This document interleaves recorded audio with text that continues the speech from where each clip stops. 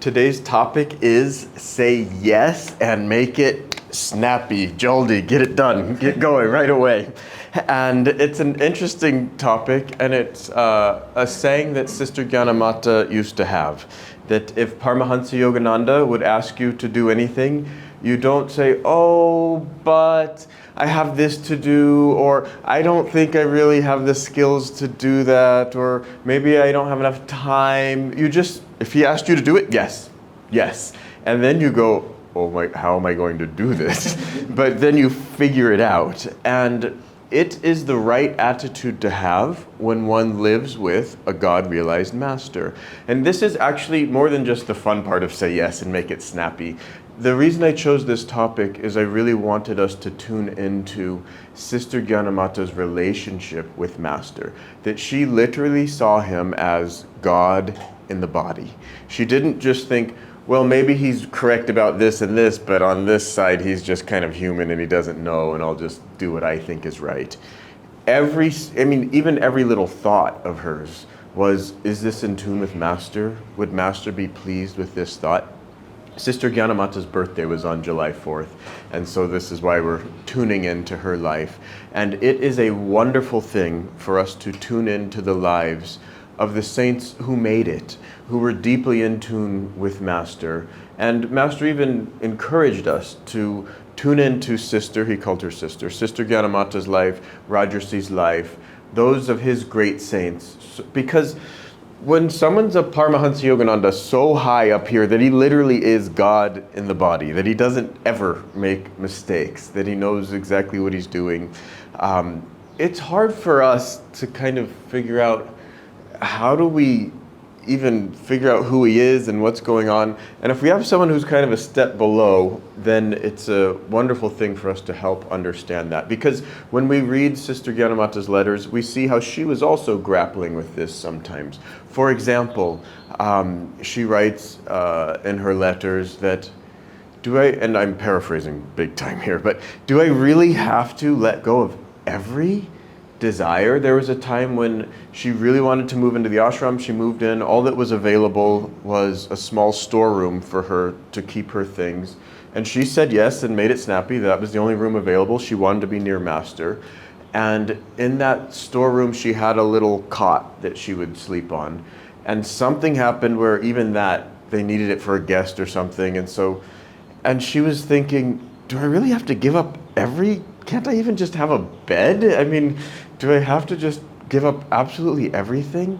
And so watching her grapple with these things, it's very helpful than just completely tuning into someone who's already figured all of this out. And probably Master, who knows how many millions of lifetimes he lived, where he also had to go through this and figure it all out. But when he came in this incarnation, he was figured. he knew already that he just was one with God. So I highly recommend tuning into Sister Gyanamata's life, understanding her mentality. One thing, actually many things, but one that I've been thinking about just recently, last night as I was reading the book God Alone, she was giving counsel to Sister Gyanamata. And Gyanamata was having some struggle with some person, and Sister Gyanamata's counsel was, whenever I have a struggle with some other person, the first thing I go and I look at myself and I ask, where is my consciousness? Is my consciousness as high as it possibly could be? Or have I allowed my consciousness to come down into this jugra, this problem, this fight that I'm having with this other person? And she said, I've realized that my first duty is to keep my consciousness high. And if I can keep it high, then everything seems to have a way of working out. And I think all of us, we think, well, I'll just kind of take the easy route on this and I'll just go do this or this. You know, we often go for the things that just bring joy right away, rather than, okay, I'll take the long, hard, do this, and they say that somebody might come at the end of this life. Okay, we just, you know what, I just want to eat the cake today or whatever it is. And there's nothing wrong with eating a little bit of cake, no big deal. But there are certain things in life that we shouldn't do, that we should stay away from. Why? Because it lowers our consciousness. And the reading that we just had, that this life, it's a grand experiment for each one of us, that tests come, and sometimes we pass those, and we have a high consciousness, and we remain joyful, and we stay true to that true joy within ourselves. And sometimes we fail. But when we fail, it's not, the thing in life is not to just, oh, now I'm a loser, I'll never be good on the spiritual path, I may as well just quit. It's to say, okay, analyze it impersonally and say, okay, that didn't work. What went off, what went wrong, okay, and trust me, it's going to loop back around. It will come again. Karma will come again and again until we understand that particular lesson, and until we choose the right path, the one that's probably harder, and do the right thing. But then we say, no, wait, my consciousness is still high, that I still feel inner joy, I feel peace, I have something good to give here to the world.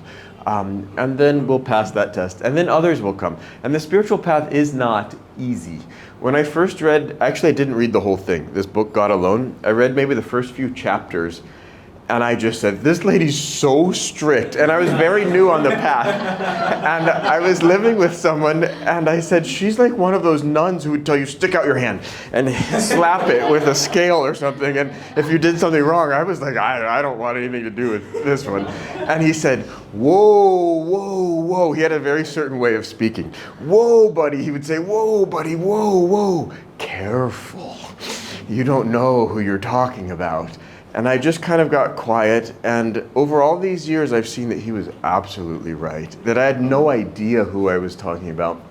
No idea the challenges that Sister Gyanamata had gone through in order to raise her level of consciousness to that level.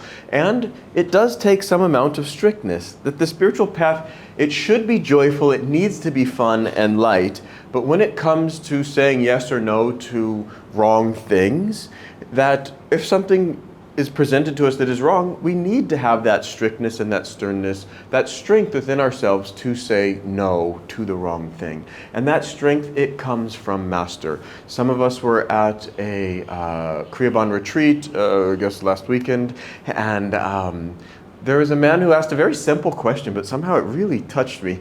He said, you guys just say yes to life, say yes to life. But what if my friends come and ask me to do something wrong? Clearly I can't just say yes to that. And Sister Gyanamata, she made it through wisdom, Gyan, obviously. And so she had discrimination, the ability. So she wasn't always just saying yes, yes, yes. If something wrong comes, that we have to say, no, I'm not going to do that. And we need the strength, we need the wisdom to differentiate between what is right and what is wrong. In Sister Gyanamata's life, that she was saying yes and making it snappy to Master who was in the body. But now Master's not in the body. And so it's a little bit more difficult for us to, okay, is that Master speaking through this person, or is it Satan speaking through this person? And it's not always so clear cut. I mean, Satan doesn't just show up with horns and a goatee and red skin or something and say, hey, I think you should come with me and sell your soul to me. Satan's speaking even through our mind in thoughts that are wrong, that we know I shouldn't be thinking that thought. Ultimately, this battle, it is a mental war, that we have thoughts that are good, we have thoughts that are bad, and we know what it's like to clean a physical space or wash our body in the morning, but it's difficult to keep a clean mental space. But this again comes right back to keeping a high consciousness, that if we allow negative thoughts to just keep coming in and go down, down, down, then eventually that will lower our consciousness. And then with a low consciousness, we'll start making all kinds of mistakes. And so we have to continually watch. And I think a lot of people, it's like, do I really have to put out that much energy in order to watch my thoughts all day long? Namaste. But the thing is, yes. And the thing is, there's actually no way around this, that we can kind of hide in some corner for a while and hope that it's just not too bad. But things will ultimately go wrong, and eventually suffering comes. And what is the greatest suffering? The greatest suffering isn't physical suffering. The greatest suffering is mental suffering. It's soul suffering. When we know that there's a way to live in a higher state of consciousness, yet somehow we've allowed ourselves to just kind of sink back down into the mud of worldliness and the way that the average people are doing things. And our soul, it whispers to us, things can be better, life can be better. And sometimes we just want to block that out. No, I just want to do my own thing. But eventually that whisper, it gets loud enough, and that soul suffering gets loud enough where we just say, okay, I now want to attune myself to someone who knows what they're doing, who can guide me out of this, who can help me have an uplifted consciousness. Let's talk about Sister Gyanamata's attunement. There was once a time when Master was on the road, meaning outside of wherever she was staying, giving lectures. She wrote him a letter. In that lecture, and this was well before the days of live on Facebook, she knew what he was saying just by somehow she was mentally in tune with him. Maybe she was meditating and could, God, this is way beyond me. I have no idea whether she did some astral travel or just was so deeply in tune with him mentally. But she writes him a letter. Dear Master, what did you mean exactly when you said this, when you're standing on the stage at this point? That is some kind of attunement. I want to tell you a personal experience I had with a great devotee. His name is Dharmadas. And Swami Kriyananda was giving a satsang, and he lost his train of thought. And he looks at Dharmadas, he said, Dharmadas, what was I going to say? And Dharmadas said, oh, sir, you were going to say da-da-da-da. And it's one thing to ask, what did I say? And okay, I'm testing, were you paying attention? But what was I going to say in the future? We all looked at Dharmadas like, how did you do that? And that is a huge level of attunement with the Guru. That's something. And so I've seen it. I was in that room when that happened, and that it is our job to get in tune with Master's consciousness. And no, he's not in the body, but Vasudeva and I in the car ride here, we were talking this morning. There's a talk that Master says where he says, follow the living link. And we were talking about reading Swamiji's the book about Swamiji, Swami Kriyananda as we've known him, but it's helpful to tune into Asha, who lived with Swamiji and got that deep in tune with Swamiji. Tune into Dharmadas, obviously tune into Jyotisji, Deviji, but tune in some way to these living links who are keeping Master alive. And all of us also, we all have to become a living link, more and more in tune, so that people feel that when we speak, and we don't even have to speak, when we just act, when we're kind, that they feel Master's presence in us. And it's very, very important that we do that. Another saying or principle that Sister Gyanamata had was, first things first. That has always been a very helpful principle for me. Because very often life starts presenting all kinds, especially the age we live in. You have 10 messages on WhatsApp, but wait a second, there's this email, and you go into email and you see a different email and you forget about that, and it just spins. First things first. What is the first thing? Get in tune. Get back to a centered space where it's, okay, Master, do you want me to check WhatsApp? Do you want me to check email? Okay, Master, I'm spinning in one of these areas. Recenter. Okay, Master, which one do you want me to focus on? Okay, I went into that world, that email, and it's all kinds of negativity. Okay, Master, how do you want me to respond? Do you want me just to ignore? What do you want me to do, Master? That's first things first. It's a wonderful principle. And sometimes it's just on the practical level, when we need to take a shower and iron our clothes and meditate and eat breakfast, and we only have, 20 minutes to do all, okay, first things first. What's the highest priority? It really helps to prioritize our lives. Also, Sister Gyanamata, the book is called God Alone. God Alone. And when everything starts getting crazy, we just bring it back to, why are we here? What's the purpose of life? To find God. And we just continually make that our highest priority. And everything then, it has a way of working out. I was just talking about negativity can come to us in all different ways.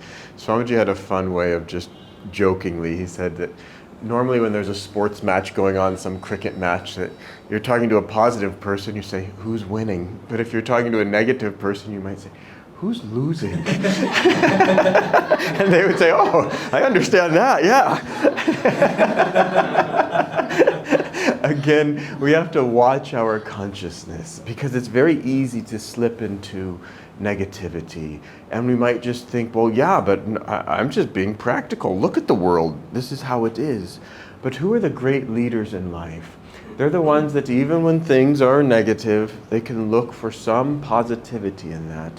There's always a positive side to every circumstance that comes at us. And we need to tune into that positive side. We need to ask God, why did you bring me this circumstance? And how can I see that positive side? And then how can I help others see the positive side? You know, Master said there are no obstacles, only opportunities. And it's a beautiful way we can just sail through life if we see, oh, opportunity coming, opportunity coming, opportunity coming, rather than obstacle, obstacle, obstacle, I'm going to go take a nap. Why does this world always treat me like this? And again, it's about keeping our consciousness up. And we have to do this in all the little ways. Have you read, or I'm sure you know about this story called Gulliver's Travels, where Gulliver, a normal-sized man, is at this place with these little Lilliputians, and somehow they tie him up. And so he's lying down, and I think they have like toothpicks and all these little threads or whatever, and they just keep tying him. And so when he wakes up in the morning, he can't move. And it's only just these little threads with these silly little stakes in the ground, but there's so many of them that now we can't move. And it's the same thing with us. Oh, I'll just spend time with this negative person. Oh, I'll just watch this violent movie. Oh, I'll just do. We have all these desires, and suddenly we get to a point, how did this happen? I feel like I can't move anymore. And so then we have to begin to just, okay, I'm going to undo these. And undoing them one by one is impossible. By the time you take off these 5 strings, those darn Lilliputians have put 5 more over here, and you turn your attention over here, and then they got you back over here. The way out is Kriya, that we can burn these desires and get into a space of inner light and joy and remembrance, that we were never any of this anyways, and that it's all a dream. Don't take it too seriously. Really, it's all just a dream. That when we sleep at night, it seems so real. And then we wake up and we say, oh, thank God it was just a dream. But do you know, when you fall asleep, the same thing happens. You're over there in the astral world and you think, oh God, that physical dream, it's over. Thank God, that thing was terrible. And you just go back and forth from one dream to the next. But we need to wake up and understand that both of these are dreams. But so don't take that too seriously. But the way out is to come into your spine with Kriya and to get in tune with the Master. He has that consciousness. He knows that it's a dream. He's come to shake you and wake you up and wake up. It's just a dream. Don't take it too seriously. There was once a king who dreamed that he was in poverty and that he was wearing rags. And then he wakes up and the queen shakes him and, what are you doing? You're not like that. And it's the same with all of us, that we are kings and queens of God realization. We are made in the image of God. And we just have to get our consciousness back into that through Kriya, through attunement to the Masters, and through just remembering that we are joy. You are joy. You are made from joy. Nothing can ever really take that away from you.